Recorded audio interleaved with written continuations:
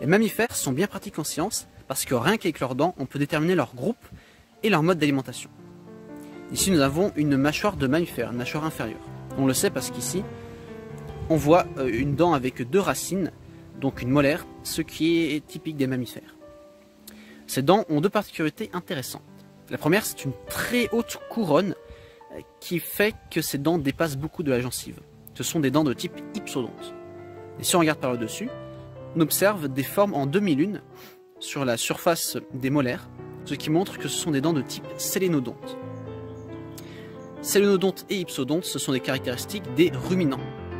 En effet, il s'agit d'une mâchoire de mouton. Ces dents sont adaptées à un régime alimentaire herbivore. En effet, l'herbe, c'est une plante qui possède de la silice dans ses feuilles et qui va donc être très abrasif lors de la mastication. Il faut donc une couronne très haute parce que les dents vont s'user assez vite. Et ensuite, la forme en sélénodonte, ça permet de multiplier la surface sur laquelle l'herbe va être écrasée, broyée, et donc d'améliorer la digestion.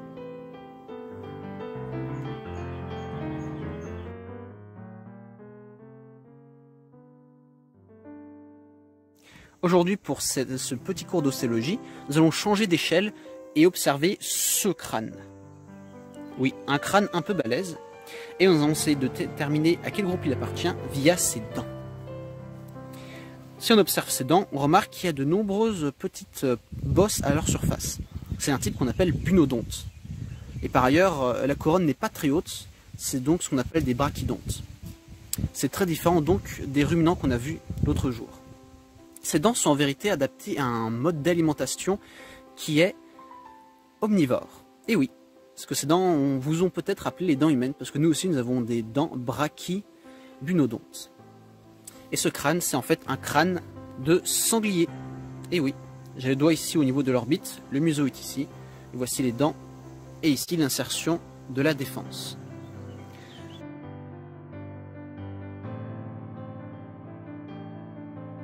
Bonjour et bienvenue dans ce nouveau petit cours d'ostéologie. Aujourd'hui, nous allons apprendre à différencier un crâne de reptile d'un crâne de mammifère, avec ici un sanglier et ici un mouton. D'abord, le premier caractère qui saute aux yeux quand on observe un crâne de mammifère, c'est l'hétérodontie. Il y a des dents de forme et de taille différentes. Ici des incisives plates, ici des molaires et des prémolaires qui ont une forme de type bunodonte. Chez les reptiles, la plupart du temps, il n'y a qu'un seul type de dents qui se répète dans toutes les mâchoires. Ensuite, deuxième caractère, nous pouvons observer cette zone ossifiée, au bout desquelles on trouve les narines internes ou coanes. L'air va rentrer par la narine externe, traverser ce tube et sortir ici. Cette zone, c'est ce qu'on appelle le palais secondaire et il est absent chez les reptiles. En vérité, c'est une adaptation à la mastication parce que comme ça, la bouche peut contenir de la nourriture tout en permettant la respiration car le passage de l'air n'est pas obstrué. Ensuite, on peut observer ici à l'arrière les bulles tympaniques qui renferment notamment l'oreille moyenne. Les os de l'oreille moyenne, donc marteau, enclume notamment, sont propres aux mammifères. Initialement, chez les reptiles, la mâchoire contient plus d'os à l'arrière, et non pas que l'os dentaire comme chez les mammifères. Ces os à l'arrière ont migré vers le haut pour donner les os de l'oreille moyenne.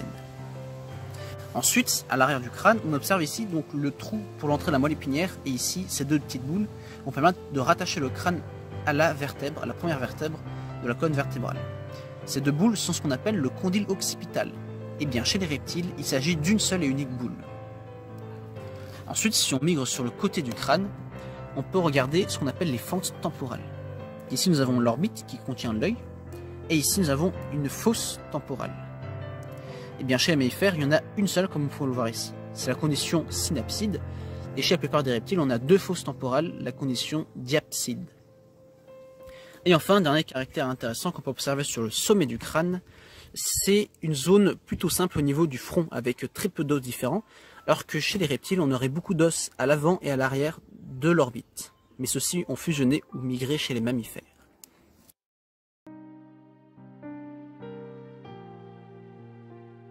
Bonjour et bienvenue dans ce nouveau cours d'ostéologie. Quelque chose d'important chez les mammifères, c'est la mastication. C'est l'un des caractères les plus remarquables chez eux. Et on peut observer sur leur crâne différentes adaptations pour celles-ci. Comme je l'ai expliqué via une vidéo précédente, on peut observer par exemple un palais secondaire qui permet d'isoler le canal permettant à l'air de rentrer dans la bouche du reste du crâne. Et en plus, cette zone va pouvoir solidifier tout le crâne. Ensuite, nous avons ici une arcade jugale dans laquelle pourra s'insérer la mâchoire inférieure. Par exemple ici, avec ce mouton. Elle permettra l'attache des os et surtout une articulation particulière du crâne. Elle se fait via le dentaire et non pas via un os disparu chez mammifère qu'on appelle le carré. Et ainsi, il y aura beaucoup de place aux muscles masticateurs qui se logent ici, dans la fosse temporelle. Et ensuite, il y a bien évidemment les joues. Les joues donc formées par les muscles ici et qu'on peut observer notamment ici via une zone d'implantation des dents qui est plus interne et ménageant un espace pour la joue. Et enfin, il y a évidemment les dents, par exemple ici bunodontes ou ici sélénodontes, et qui permettent de mastiquer la nourriture.